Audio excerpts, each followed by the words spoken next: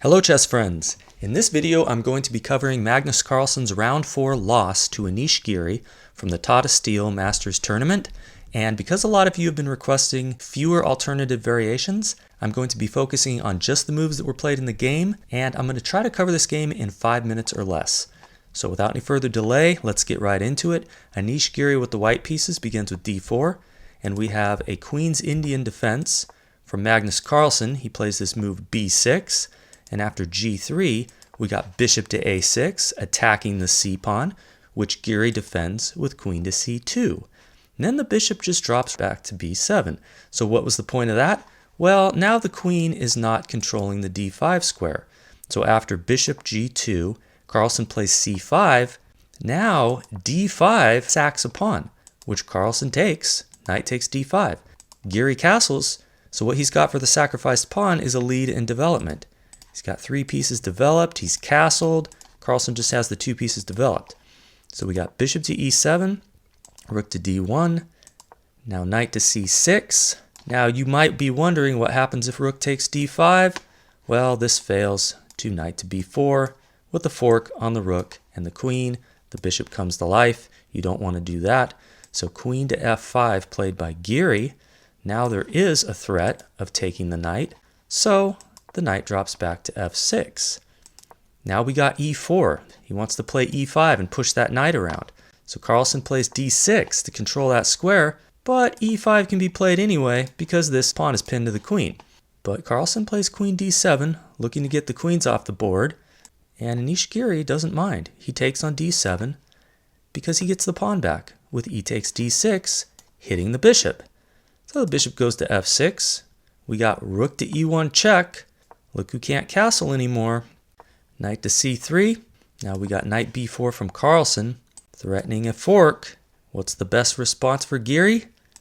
Knight to e5, opening up the bishop. There's an attack on the bishop on b7. There's a threat to take the knight with check. So Carlsen takes on e5, but now this bishop takes b7. Okay, the rook's hit, so the rook goes to d8, and now there's the threat of the fork still, so rook d1 eliminates the forking possibility, also protects the pawn. Now we got knight to c4. d6 is hit twice, so it's pushed to d7. Knight c2 hits the rook moves. Giri's got this scary advanced pawn, but Carlsen could have survived possibly if he would have played knight to e5, keeping control of the b4 square and looking to pick up that pawn with the knight, and he would have some protection of c5. But now let's look at what Carlsen played. He played knight d4. Okay, he's blocking this file, so he wants to take with the rook. But now we can see the problem. Giri finds a beautiful move, b4. Now, Carlsen here should still play knight to e5 and look to take that pawn with the knight, but he just goes ahead and picks it up with the rook. The bishop's hit. Looks like a reasonable move, but there's bishop d5. It's getting out of danger, hitting the knight on c4. The knight goes to d6, and now there's b takes c5, b takes c5, and bishop a3. What are you doing about that pawn?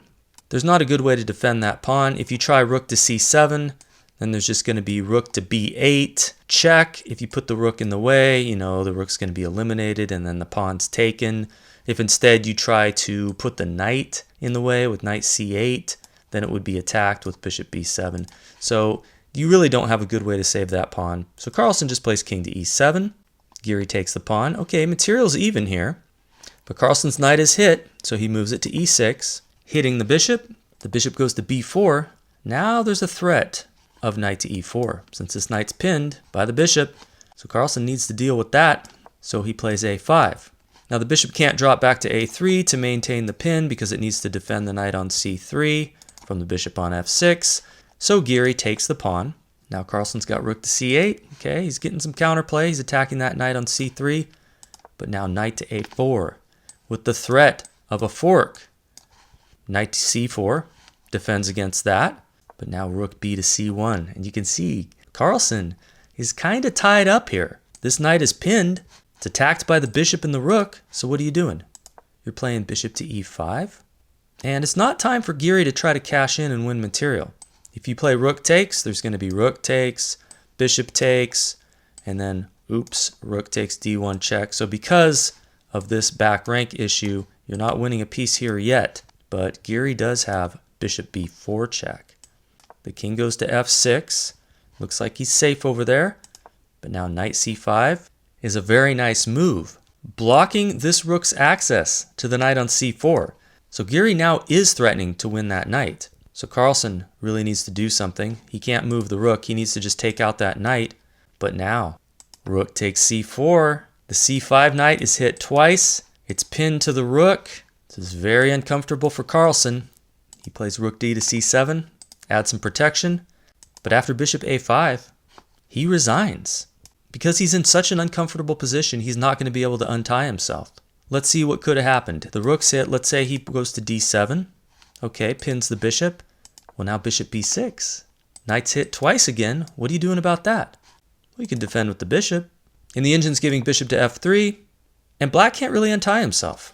And Giri's just going to start pushing this pawn. The engine's giving king to e7. You know, adding some defense to this rook. So that this bishop isn't pinned, but it can't really go anywhere because it's got to defend the knight, which is pinned. And now a4. And this pawn's just coming too quick. By the time black figures out a way to free up his position, you know, it's going to be too late. Carlsen realized this, and he just threw in the towel. So, beautiful game by Anish Giri, whose opening preparations seemed to be a bit superior to Carlsen's in this game. So, thank you for watching. I hope you enjoyed this. Please subscribe to the channel and let me know what you think of this shorter format. See you on the next one.